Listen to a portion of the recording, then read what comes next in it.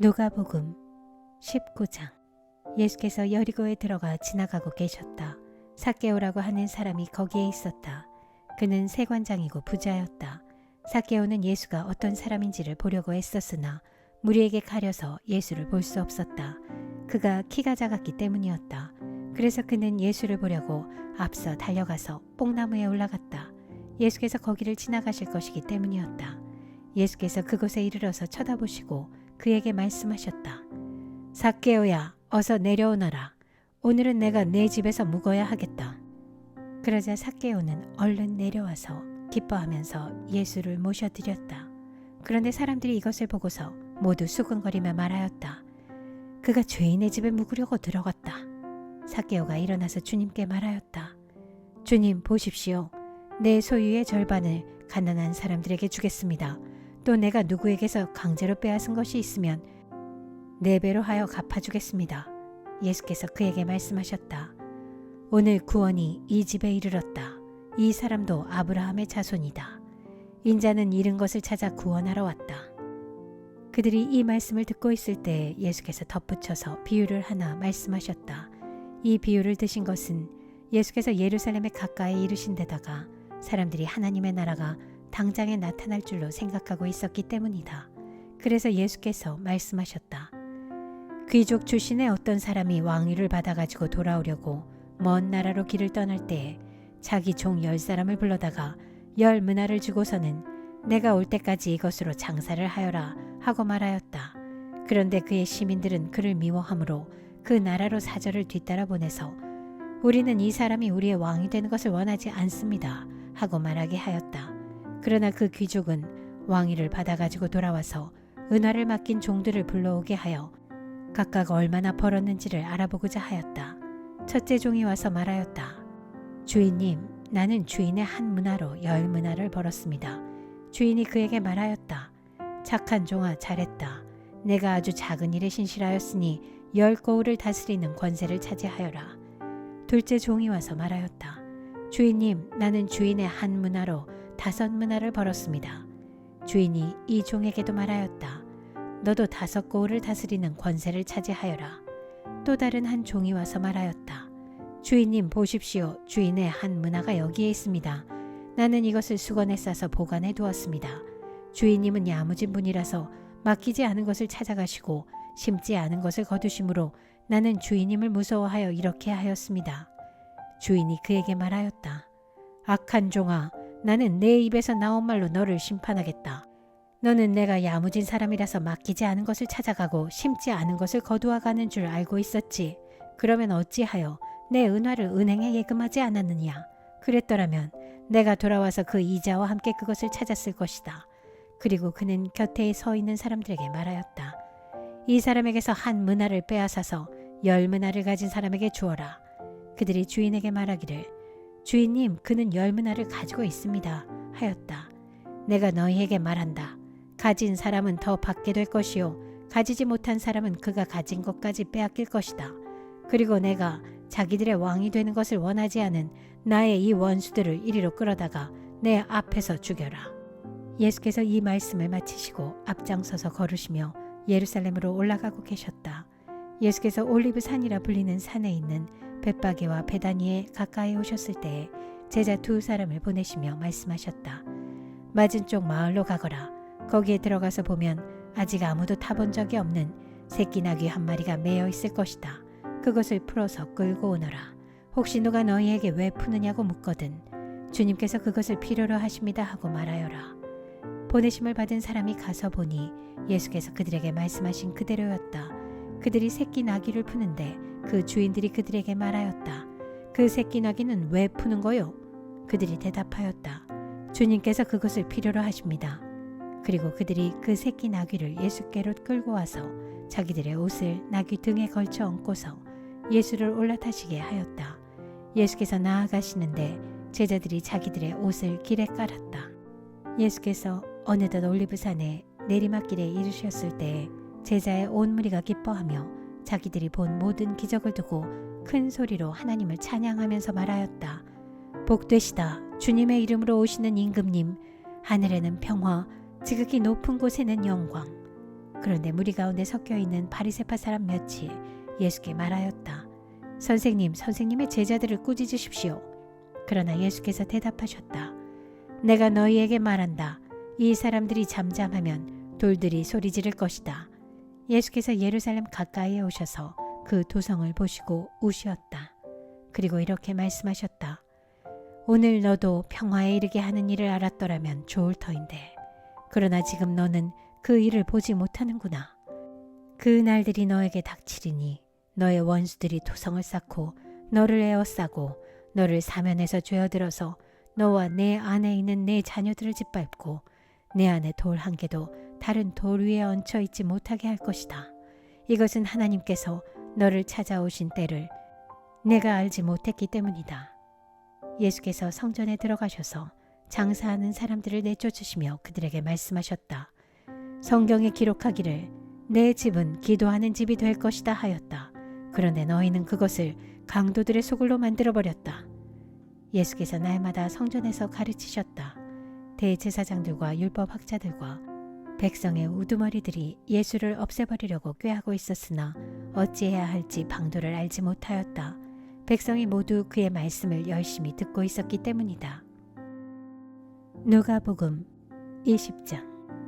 예수께서 어느 날 성전에서 백성을 가르치시며 기쁜 소식을 전하고 계실 때에 대제사장들과 율법학자들이 장로들과 함께 예수께 와서 말하였다. 당신은 무슨 권한으로 이런 일을 합니까? 누가 이런 권한을 당신에게 주었습니까? 어디 우리에게 말해보십시오. 예수께서 그들에게 대답하셨다. 나도 너희에게 한 가지 물어보겠으니 나에게 대답해 보아라. 요한의 세례가 하늘에서 난 것이냐 사람에게서 난 것이냐? 그들은 자기들끼리 의논하면서 말하였다. 하늘에서 났다고 말하면 어찌하여 그를 믿지 않느냐고 할 것이요. 사람에게서 났다고 말하면 온 백성이 요한을 예언자로 믿고 있으니 그들이 우리를 돌로 칠 것이다. 그래서 그들은 요한의 세례가 어디에서 났는지를 모른다고 대답하였다. 예수께서 그들에게 말씀하셨다. 나도 무슨 권한으로 이런 일을 하는지를 너희에게 말하지 않겠다. 예수께서 백성에게 이 비유를 말씀하셨다. 어떤 사람이 포도원을 만들어서 농부들에게 세로 주고 오랫동안 멀리 떠나 있었다. 포도를 거둘 때가 되어서 포도원 주인은 포도원 소출 가운데서 얼마를 소장료로 받아오게 하려고 종 하나를 농부들에게 보냈다. 그런데 농부들은 그 종을 때리고 빈손으로 돌려보냈다. 주인은 다른 종을 보냈다. 그랬더니 그들은 그 종도 때리고 모욕하고 빈손으로 돌려보냈다. 그래서 주인이 다시 세 번째 종을 보냈더니 그들은 이 종에게도 상처를 입혀서 내쫓았다. 그래서 포도원 주인은 말하였다. 어떻게 할까? 내 사랑하는 아들을 보내야겠다. 설마 그들이 내 아들이야 존중하겠지. 그러나 농부들은 그를 보고서 서로 의논하며 말하였다. 이 사람은 상속자다. 그를 죽여버리자. 그래서 유산이 우리 차지가 되게 하자. 그리하여 그들은 주인의 아들을 포도원 바깥으로 내쫓아서 죽였다. 그러니 포도원 주인이 그들을 어떻게 하겠느냐? 주인은 와서 그들을 죽이고 포도원을 다른 사람들에게 줄 것이다. 사람들이 이 말씀을 듣고서 말하였다. 그런 일이 없기를 바랍니다. 그때 예수께서 그들을 똑바로 바라보시고 말씀하셨다. 그러면 집 짓는 사람들이 버린 돌이 집 모퉁이의 머릿돌이 되었다 하고 기록된 말은 무슨 뜻이냐? 누구든지 그 돌 위에 떨어지면 그는 부스러질 것이요 그 돌이 어느 사람 위에 떨어지면 그를 가루로 만들 것이다. 율법 학자들과 대제사장들은 예수가 자기네들을 겨냥하여 이 비유를 말씀하신 줄 알았다. 그래서 그들은 바로 그때에 예수께 손을 대어 잡으려고 하였으나 백성을 두려워하였다. 그리하여 그들은 기회를 엿보다가 정탐꾼들을 보내서 이들이 거짓으로 의로운 사람들인 채 행세하면서 예수께로 접근하게 하여 그의 말씀을 책잡게 하였다. 그렇게 해서 그들은 예수를 총독의 치리권과 사법권에 넘겨주려고 하였다. 그들은 예수께 이렇게 물었다. 선생님, 우리는 선생님이 바르게 말씀하시고 가르치시고 또 사람을 겉모양으로 가리지 않으시고 하나님의 길을 참되게 가르치고 계시는 줄 압니다. 우리가 황제에게 세금을 바치는 것이 옳습니까? 옳지 않습니까? 예수께서는 그들의 속셈을 알아채시고 그들에게 말씀하셨다. 데나리온 한 잎을 나에게 보여다오. 이 돈에 누구의 얼굴상과 글자가 새겨져 있느냐? 그들이 대답하였다. 황제의 것입니다. 예수께서 그들에게 말씀하셨다. 그러면 황제의 것은 황제에게 돌려주고 하나님의 것은 하나님께 돌려드려라. 그들은 백성 앞에서 예수의 말씀을 책잡지 못하고 그의 답변에 놀라서 입을 다물었다. 부활이 없다고 주장하는 사두개파 사람 가운데 몇 사람이 다가와서 예수께 물었다. 선생님, 모세가 우리에게 써주기를 어떤 사람의 형이 자식이 없이 아내를 남겨두고 죽으면 그 동생이 그 형수를 맞아들여서 뒤를 이을 아들을 자기 형에게 세워주어야 한다 하였습니다. 그런데 7 형제가 있었습니다. 마지가 아내를 얻어서 살다가 자식이 없이 죽었습니다. 그래서 둘째가 그 여자를 맞아들였고 그 다음에 셋째가 그 여자를 맞아들였습니다. 7 형제가 다 그렇게 하였는데 모두 자식을 남기지 못하고 죽었습니다. 나중에 그 여자도 죽었습니다. 그러니 부활 때의 그 여자는 그들 가운데서 누구의 아내가 되겠습니까? 7이 다 그 여자를 아내로 맞아들였으니 말입니다. 예수께서 그들에게 말씀하셨다.